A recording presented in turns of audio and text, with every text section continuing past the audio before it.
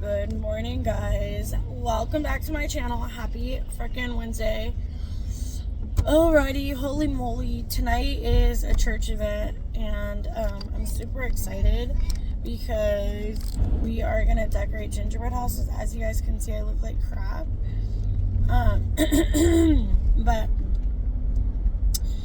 I've been trying to be more consistent with the posting of, not on here, but on the other apps, because on here it's like impossible to get like up a lot of views, but over there I'm getting a little bit more views.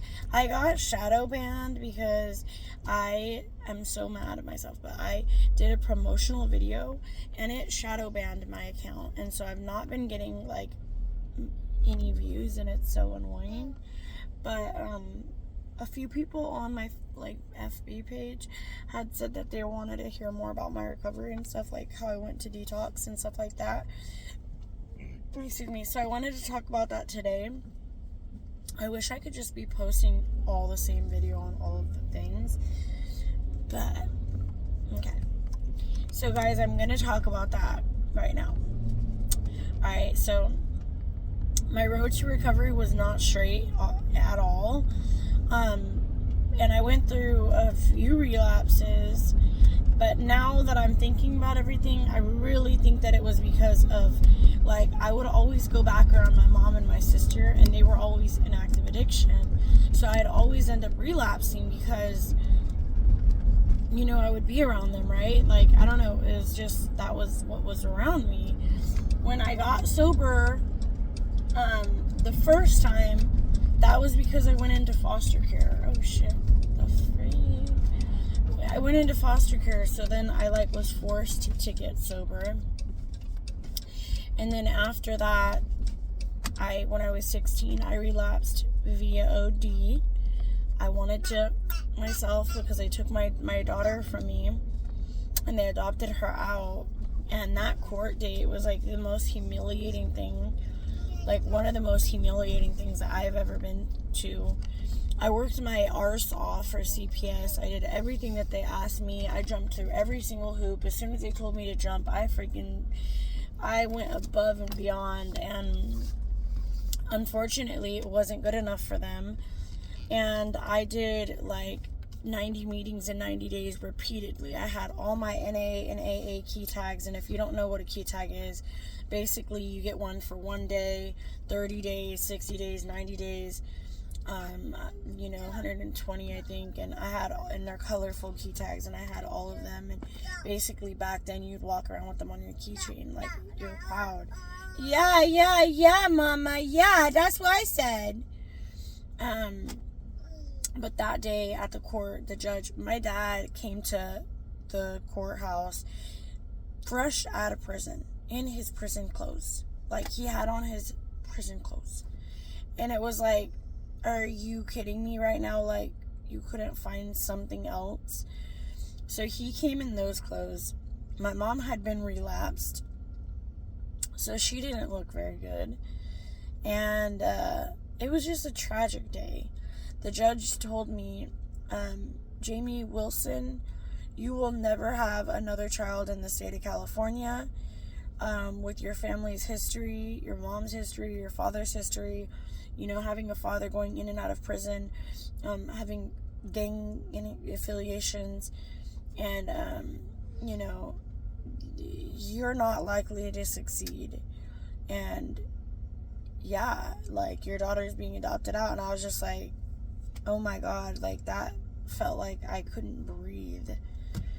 It was the most horrible thing ever, because my little girl was at the courthouse, and I was like, can I please say bye? And it was horrible.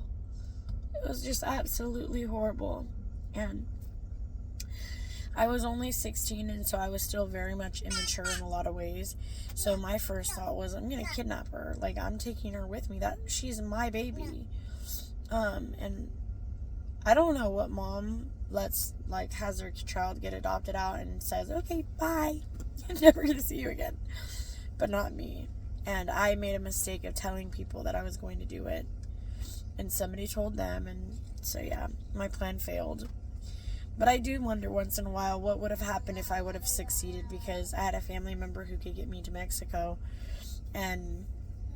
But yeah, that's history. So that night I OD'd, and I remember, like, it didn't work at all. Like, I was given bad stuff, which was a good thing. So, I mean, I did foam out of the mouth, according to my mom, but it didn't work. And I was so mad when she woke me up. I was like, I don't want to be here. Hold on. Dutch Bros is my only joy besides seeing my kids. Okay, so I remember I flipped out on my mom for waking me up. My mom was bad in her addiction. She had lost my sisters, so I don't know. Like, I think that took a real toll on her, because, like, mentally, yeah, she didn't get to see my sisters or anything, and my aunt would hold them over her head and stuff like that, so it was really hard for her. But when I woke up from that, like, situation, I told myself, okay, God kept me here for a reason.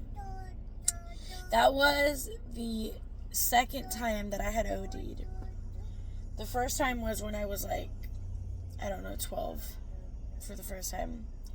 And that second time, I thought, okay, this is my second chance. God wants me here for a reason. And, yeah, mama, yeah, titter. So anyways, I ended up meeting somebody, and I ended up getting pregnant, eventually.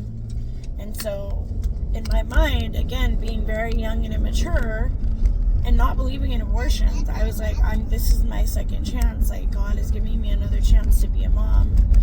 And I tried my hardest to fight the adoption process.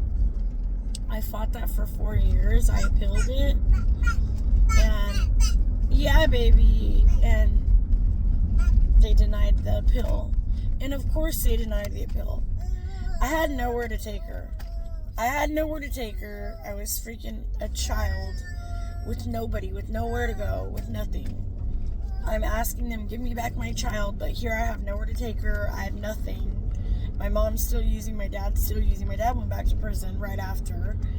And so basically they did not give her back to me for a reason.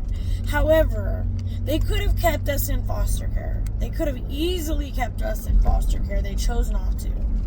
And bless you, mama. God bless you. But yeah, guys, so after I had the boys, I was off of everything up until I got my back injury. I think I drank a few times here and there, but never nothing to where I was like alky or nothing like that.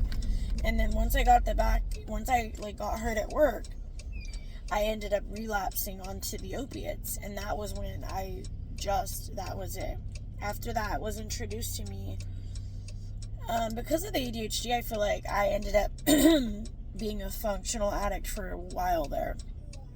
But anywho, so I did not go to rehab again until September, I guess, of 2015. CPS ordered me to go to rehab, detox. I went to detox, and I have my notes from that experience, but I read every day.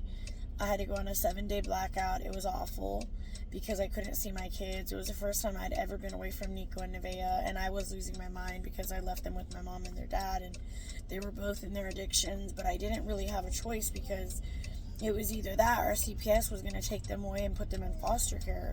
And so I felt like they were safer with my mom and their dad than being in foster care, because I'd been in foster care and I knew what that was like. And I did not have a good experience at all in any, maybe fucking 2 of the 20 houses I was at.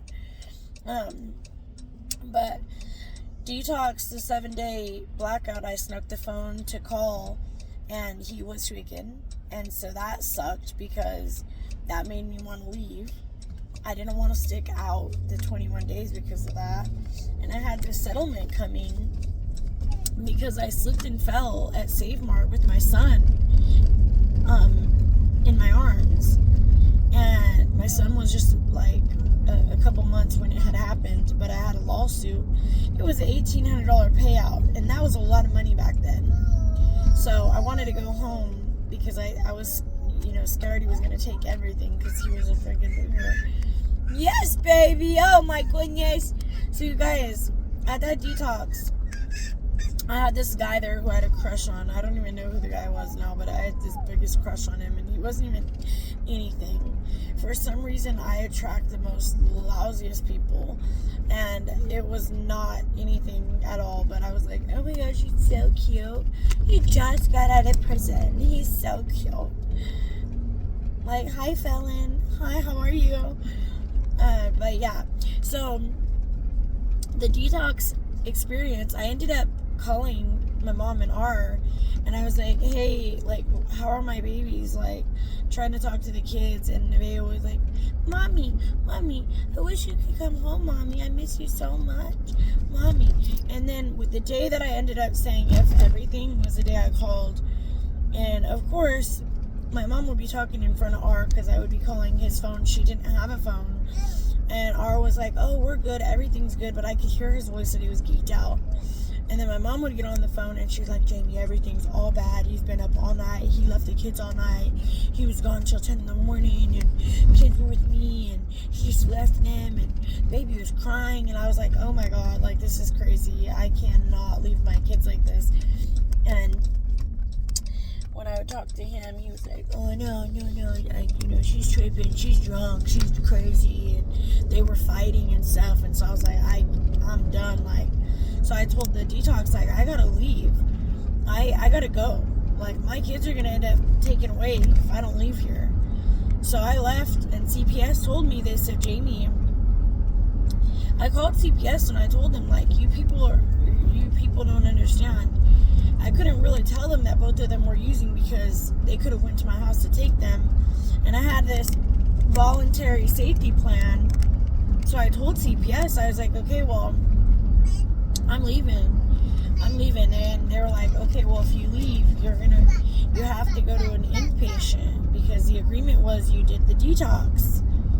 And I was like, I'll take my chances. I'm done.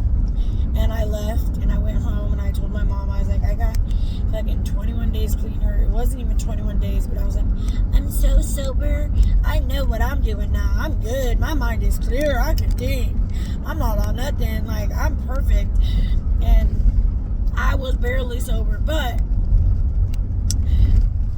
thankfully, CPS did not take the kids, thankfully, and they came and tested me, and thankfully I was clean and everything, and I knew, like, don't F up. I did not F up again until my mom died, and so I went from September till my mom died. I did not F up again, but they ended up ordering me to go to this inpatient rehab, and I went to Pollock Pines, California. And that was when I was like, oh my gosh, I am not trying to do this, because I felt like my kids were being punished because they were being watched by people who couldn't even see their kids and stuff. Like, and my daughter would come and tell me that the girl would be mean to her, and Nevaeh was crying and she was scared and shit. And I was like, oh hell no, I almost beat somebody up because I was like, dude, do not F with my kids. Like, that's my baby girl. Like, what are you doing to my daughter? My son's diaper would be all poopy, and they were all like, oh no, he just did that. You know, those kind of people that are like, oh, he just pooped, and just leave him like that. And I was like, dude, my son's butt would not have a rash. And I went and told, the house manager, like, what the hell? Like, my baby has a rash on his butt, and you don't get a rash from just pooping, bitch. Okay? Your butt doesn't get all red from just pooping. And, like, it was all, like, stuck on, And that day I was like, I literally almost fought this chick, but then I was like, Jamie, how stupid are you if you're going to do that? They're going to look at everything you're doing, and then you're going to get in trouble. I'm already labeled as a runner because of foster care, and I was a runner for real. I always ran and took off. So I ended up leaving the rehab, guys.